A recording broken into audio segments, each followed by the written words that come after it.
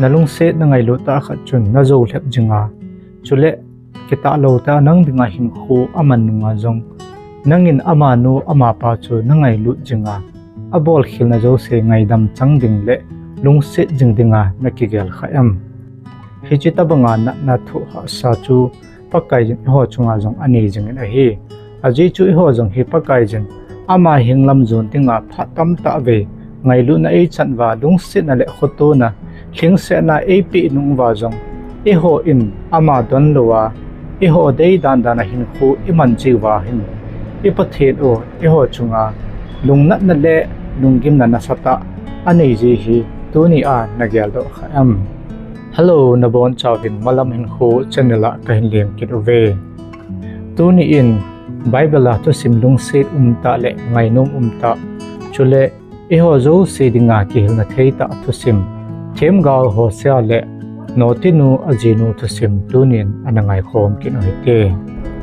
Hosea hi BC 722 to 750 weldunga chun salam Israel kamsunga anachengin ahi hichiphala ya hi juda kamsunga Uzia le Jotham Ahaz chule Hezekiah lengpa vaipu lai Israel gama Jehoshaphat Jeroboam kitipa lengvaipu phatlai anahi ahi chule hichiphan hi Krista pin masang kum 721 BC Laya Samaria hupi chim masang thuboi lai Amos them gau pa nung ahi hichiphala yahin Israel chate chan pakai apathen in I changeya angai lu wa akhoto wa achon se naw izat ve angai dama khoto na nei ta abol wangwa amaho in apathin anung sunuwa bal pathin hopu angsunga kun wa chuting le ala uwa kina ke baule negu chagu dimse na kito mona dimse na hite achupakai anung sungwa hin khu anaman lai pharu ahi heji achu pathenin ama ho hil cha ding le pathin hinga Israel cha te chu pui hoi dinga Hosea chu pakai jen anathan do ahi Hosea bung kha changni na chu isim le hitin akemona hi ni khat chu pakai jen Hosea za hitin aseje chinlang nume no ti khat jin ga ki poijin hichinu chu to chale naw hingthonin aje chu agam sungmi te hin pakai ada hawin no ti so gam tawe ati ama no min chu kamal ahi ati them gaudang ho chu pakai jin thu anapi a ahilo le thu het sa na nei ting le ki pan ham ahilo le ami te koma thu sei ding ham khana thu pho nei dinga ana sol ji ahin la hi cha pakai jin Hosea koma ahin se hi Hosea dinga jong chu thasit ta ahilo wa hele ngai ha ta thu khat anahin ahi hiti hin pakai jin e ho jong Hosea bang hin tunen e ho in ide lo pen o thena lo ham ahilo le ki da ta ham thil theng lo bolding ham khat ahilo wa le e ho in ide lo ta khau I chena nom lo ta khau e bol thasi ta khau chu pakai jin bolding in engan se le e hon e pi ingai to divem tunin ga ngai to ke pakai jin Hosea ko ma abol ding le ato dinga ase ho hi mihem hi na dinga chu thu ha asa le bol ha asa ta khat ahi jengwa nga chun Hosea in pakai chu ananil pon pakai jin ase banga chun bol ding in ana umen ahi hi cha pakai jin Hosea ja numei no ti khat ji a akipui ding hi ajinei ding thu mai ahi po in pathin mi te pathin diwa akita lo naw ve sa na khat na chu hum dinga hi pakai jin Hosea ko ma chu no ti khat to ki cheng dinga ase hi chule hi cha Hosea in hi chinu me nu no ti nu chu akichen pi le gen the na ha sa na zumna atu ding chu ahen ahin pakai thu pi chu azui te jin he je chun Hosea jong achen diplam chanu gomer ki tinu chu akipuijin akichen pin ahi le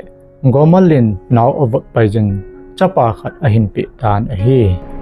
Hosea bung khat changli na chu isim le hitin akisunin ahi chuin pakai jin Hosea za apu zehun Jezreel phaiza tul atha ji a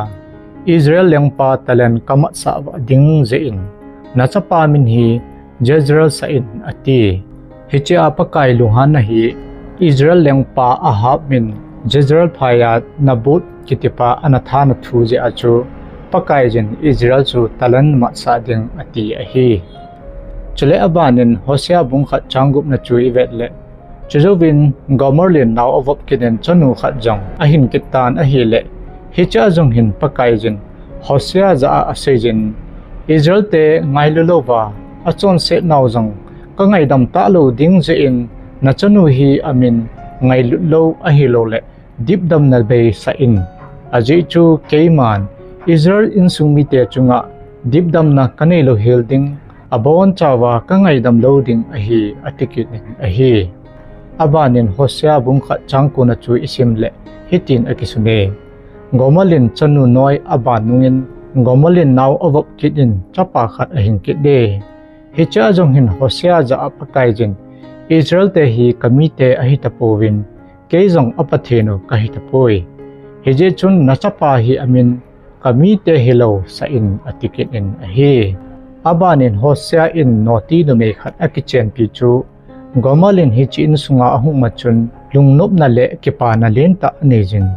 hiti chun ajipa to achate to lungmung selen kipa ten acheng khom uvin a hi ahin la abula chun emazo se aphadim demen awmin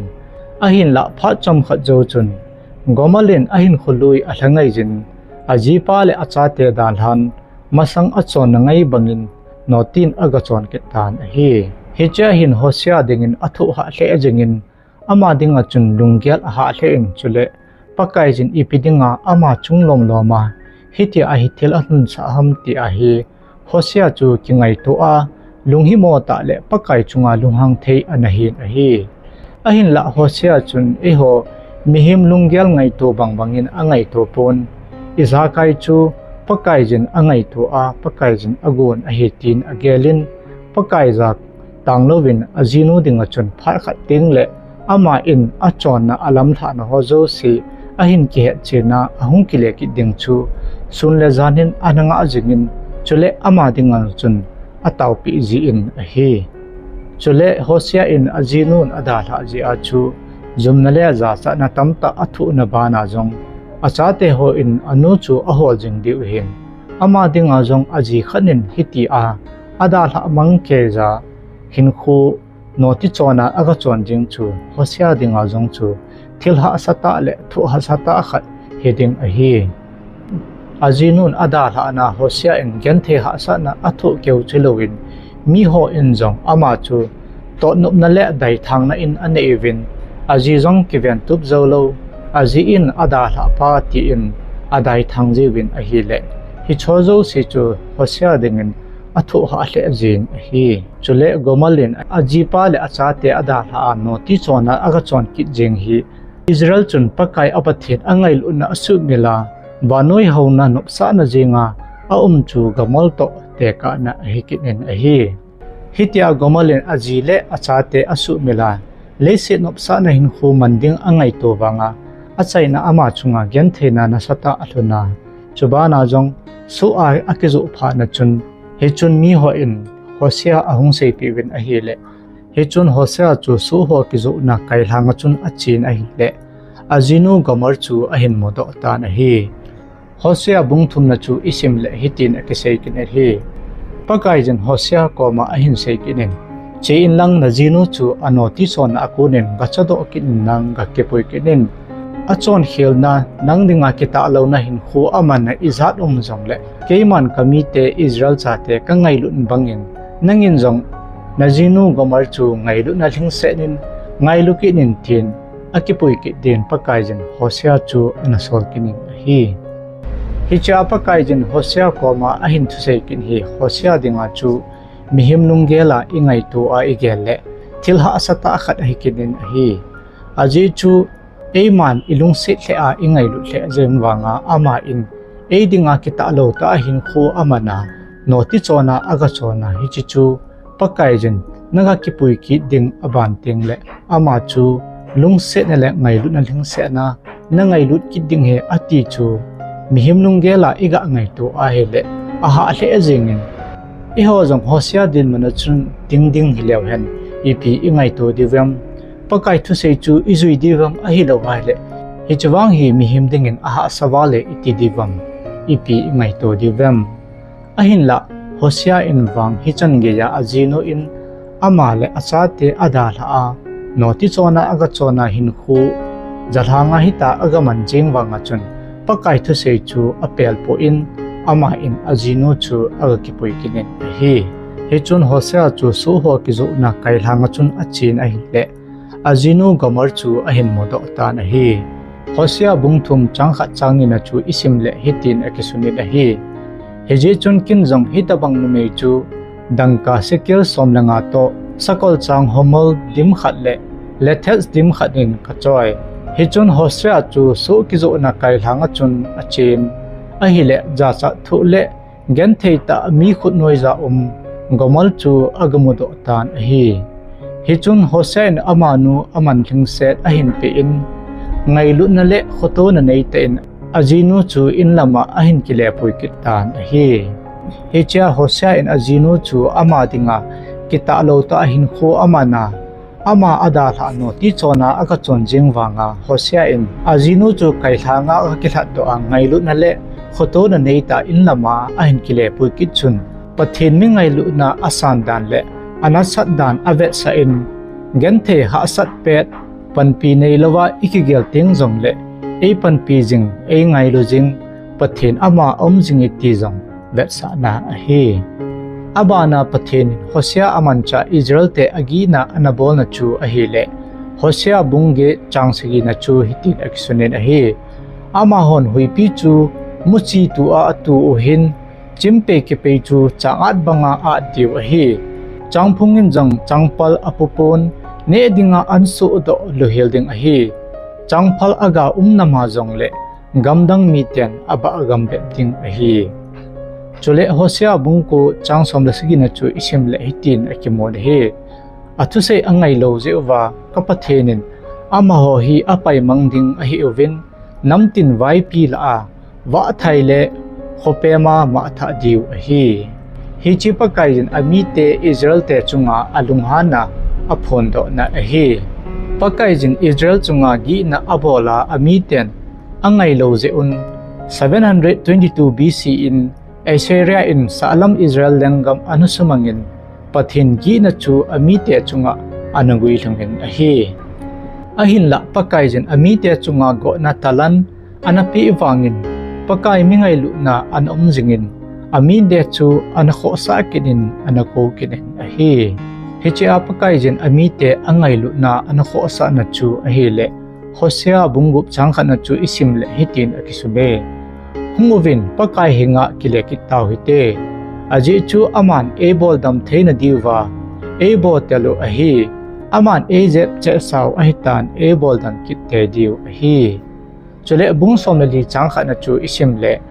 wo Israel pakai na pathin hinga hung kile kinin aji chu nathip moji a kipal thu nahitai hicha ijil do diwa di umchu ahele pathinin mi abol gim nahi sumang ding ati ahipun khonunga sim phatna ding zo a pathinin ebol gim jiu ahiti hi anagel do jing ohite dunia Hosea le azino gomor thu simakona kihilna theichu ahile akhatna chonsit hi kihen na hi Isaiah bungsom malako changni na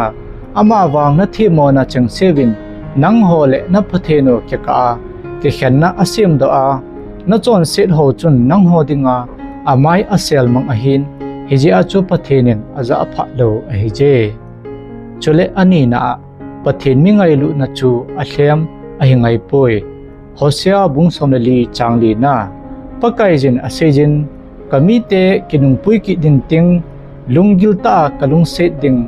achung wa lunghang kit taponge ati chole athum na kisi na in kisem phat na le hin khotha apv joel bungni changsom na thumna nalung thimizo bode ovin na punsil bode hi ovin ati pakai na pathin hinga hungkile kitawin aje chu pakai milung set them happy them aje chu pakai milung set them happy them ahi lungjong lunghang wa lo long loba lung se jing thil se akuna alung khel ji the ahi ati จุเลฮิจิทุสิมากูนากิลนาเทปอยลีนาจูอหิเลลุงเซนาดีตาจูอามันอัตมาตัมอหิฮอเซียอินอจีนูจูอังไงลุเจอินดังกาอินอนาโจอินอหิหินละคริสตาทิสันินอิฮอโจเซเอนาชาโดอุเว First Peter บุงขัดจังสมเลเกจังสมเลโกนานาปูนาปาเตียวหินเปซอนจอนหอมเกวาโกนามังเทสนาเลดังกากิลดอนหิลวนเฮอุเวนอนเบเฮเลโบเบโลเฮลเกลงอยโนคริสตาทิสันลุตากิลดอนหิโบอุเวอตินหินโคจูอวังเซเปนากิเกลนหิมอหิโลเลนังเลนังซองนักกิเดโมอานักกิกีดานหินโคจูอิมลวานักกิเกลนาซองGMรวมบุงงาจังเกนาจุนฮิตินอกิสุเนฮิเจหินปะเทนินเอไงลุนาวพอจินาเอมูสอุนจอนซีอิฮิไลตาอุวินคริสตาอิโฮเคียลินอธิตายปะเทนินอิสราเอลอังไงลุนาอดายปูนจุเลนังเลเกเอไงลุนาวจงอดายปูนอาชาดินเองาจิโมเวตีฮีตุนีอินฮิจิทุสิมไงโฮโซซีอินอิสุมิโลดิวินอิกิติมวินเอฮีTunia ingai uthusim hi themgau hosia thusim kizo lepna lungse na thutan na le ngai lut khoto na thusim hi thusim hi ingai no le lai polo hitin midangin jong aza a aphat chumpi na din sel na bolo hite Tunia hosia le azinu gomor thusim isei naw hi chanchu ahitan damsel chi huitin thusim aban ting le anakimuto kitaw hite